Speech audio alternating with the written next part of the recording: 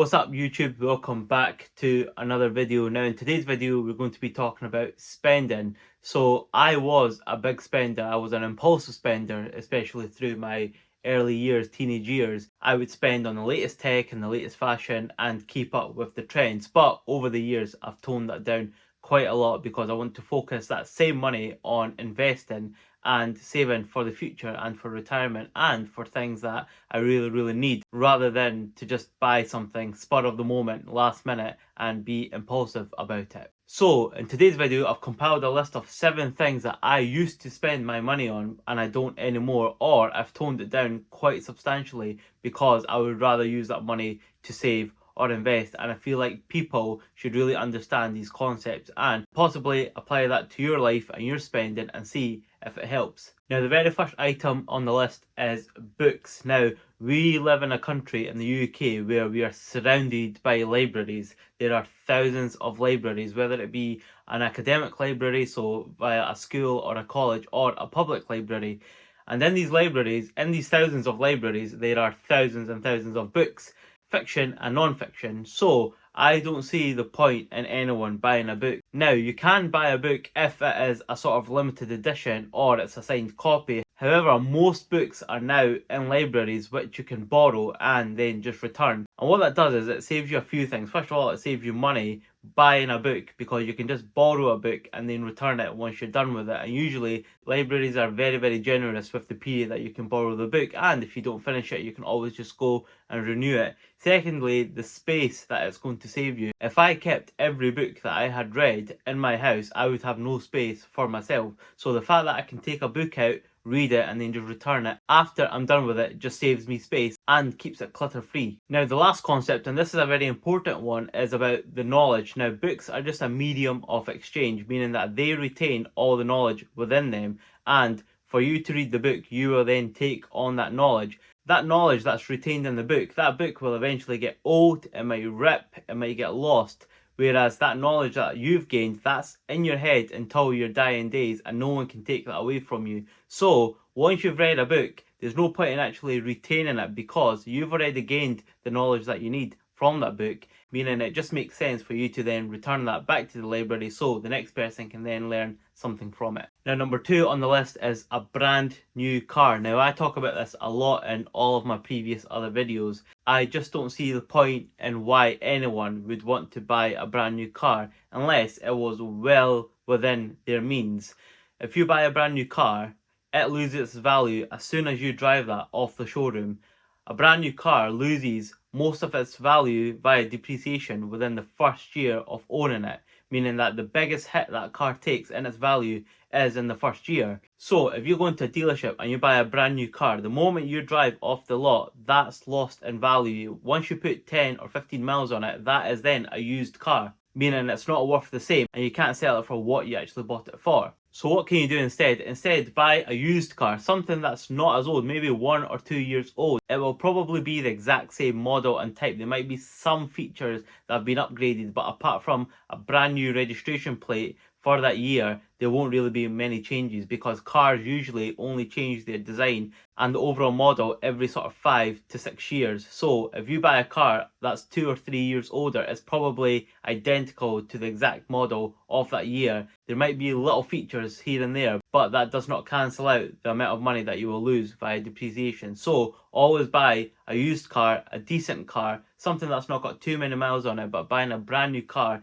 is not the way forward because it loses you money hand over fist as soon as you drive it. And that new car feeling that everyone talks about, that only lasts a couple of weeks. I know people that have walked in and bought a brand new car and then it's okay for the first couple of weeks, and after that they're just like, I'm bored now, I want something new. Whereas for me, a car is just to get from A to B in comfort. As long as it's reliable and it's solid, that's all you need to look at. The number 3 on the list is buying the latest version of anything. Now this can apply to pretty much anything. Again, it can apply to cars, but in this scenario I'm talking about tech. Now tech is released rapidly. Every year there's a brand new model with an upgrade of something, and Apple is notorious for this as an example. And I used to be one of those that had to have the latest model of phone, tablet, laptop, whatever it may be. But over the years, just like cars, if you take a step back and actually look at the difference to the very new model and the previous model, there isn't much difference. Unless you really need a feature that's in the new model, by all means upgrade, by all means get the new one. But most likely the old version will still support the most latest software, it will have the exact same features, and unless you're a professional of some sort, for example if you're a photographer, you won't really actually notice a difference in the quality of a photo with the older model and the newer one, unless there's been a substantial upgrade, in which case it makes sense to upgrade. However, I usually stick with a phone, a tablet or a laptop that is a few years old, it still supports the latest software, and with that comes fewer bugs and fewer issues, and it's easier on the pocket, and it doesn't really make a difference. Now, number 4 on the list is items on sale. Now, there's a big difference to buying something that's on sale or buying it because it's on sale. Let me explain. If you were going to buy a jacket, for example, that was £100 and you were going to buy it anyway, and that drops down to £50 in a 50% off sale, then by all means go and buy that. However, if you were just pondering over the idea of buying it, you're not too sure, but because it's on sale, it might tip the scale, which is fine. However, that does not mean that you should go and buy a jacket just because it's on sale. And another point I want to make is I actually work for one of the biggest retailers here in the UK. Now, I'm not going to name names, but they were notorious for just changing the ticket from a standard ticket to a sale ticket, not changing the price, because that would just have a psychological effect on the consumer. So for example, we would have a shirt which is £30 all year long. Now what would happen, it would come to Boxing Day and then they would just change the ticket from a standard one to a big red one with sale written across it with the same price, and that would sell a lot quicker than it did all year, although the price has not changed. This was just a marketing gimmick, and we're surrounded by this. You will see an item on Amazon, for example, and when it comes to an Amazon sale or a Boxing Day sale, you'll probably see the item is the exact same price. What they'll do is they'll inflate the price just before they decrease it, just so they can show that it's actually been decreased from £10 down to £8 when it was already £8 anyway. So that's just another thing to watch out for. And just to add, I'm not saying all sales are bad and all companies do this. However, my point is, if you were going to buy something anyway and you're getting it at a decreased price, then by all means buy it. However, don't buy it just because it's on sale. Even if you buy it on sale at 50% off, you're still spending 50%, whereas if you didn't buy it, you would be saving 100%. Now, number 5, and this is an important one, this is fashion. Now, again, like my point number 2 and number 3, it's all about not keeping up with the latest fashion trend. With fast fashion at the moment and a lot of brands coming in, they will follow and push upon us the most absurd trend. So something that's been trending for a couple of days will then just be pushed and pushed and pushed, and before you know it, everyone's dressed the exact same. When it comes to clothes, I used to do the same. I used to make sure I had the latest trend, it had to have a big logo on it, and it had to cost a substantial amount so I could just boast about it to other people. However, we've gone away from that. Now my aim is to buy clothes that are high in quality rather than quantity. I would rather have 1 or 2 nice shirts than 10 or 15 cheap shirts that are not high in quality, just so I can wear them a couple of times and bin them and then get a new one. And there are retailers out there that are very cheap. However,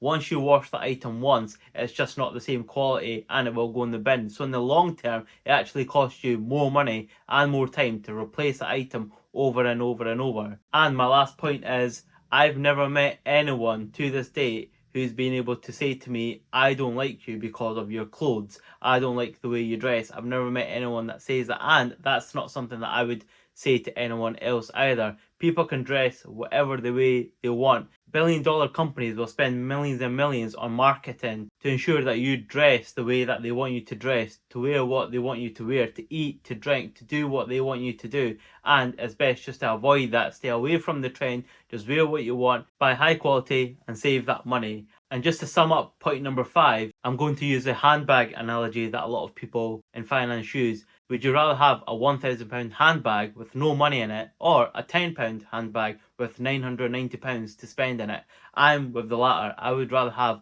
a wallet with £990 in it than a £1,000 wallet with no money. Now, number 6 on the list is a controversial one, and that is gifts. Now, I'm not saying giving gifts or receiving gifts is bad in any way. However, in my circle, we have a sort of strict no gift policy. For me and my friends and my family, we value time I would rather go and eat with someone or spend time with them than to be given a material item or to give them a material item. On top of that, giving gifts to someone who doesn't really give gifts, you're just forcing them to go out, spend their time, spend their money to then give you a gift, meaning that you need to return the favour, and it just goes on and on and on. So if you're going to a child's birthday, then by all means get them a small gift. They'll play with it, they'll value it. However, when it comes to adults, people spend hundreds and thousands of pounds on material items just to gift it to someone who then needs to repay them by spending the exact same time and money on material items to then return it.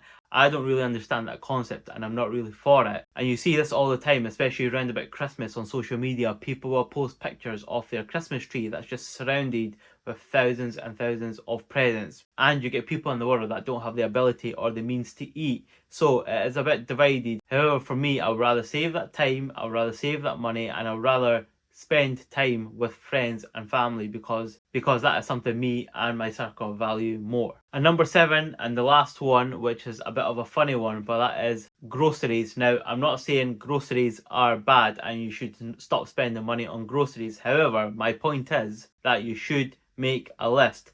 There's an old saying that you should not go shopping when you're hungry, because when you go in, you just end up picking up absolutely everything. The same goes for groceries. If you make a list, then you stick to that list. You will just go into the shop and buy what you need and leave that shop. And again, it's just another marketing trick where supermarkets will put everyday items like milk, bread and eggs at the very, very back of the store. So you have to peruse through the store, going past all the chocolates and all the crisps and all the items that you might not need, which just get thrown into your basket. So always make a list.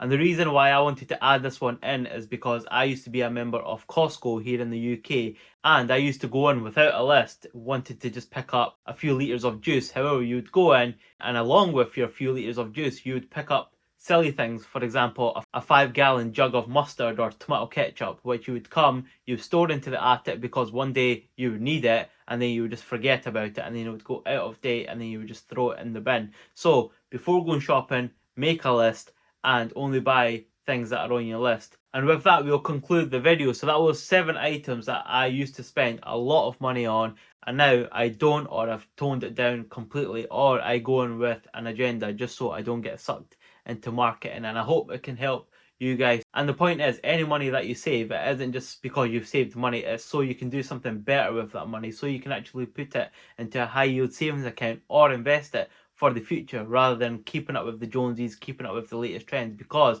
the trends are not going to stop. Companies are not going to stop marketing their products to you. If you get sucked in, you will be completely broke, as I was. Soon as I stepped away from that, looked at the bigger picture, looked at my future, I was able to save a lot, invest a lot, and most importantly, I learned that no one actually cares what phone I have, what clothes I wear, what car I drive, which is a huge eye-opener once you actually take these points into perspective. So again, with that, we will end the video. Thanks very much for watching, and I'll catch you in the next one.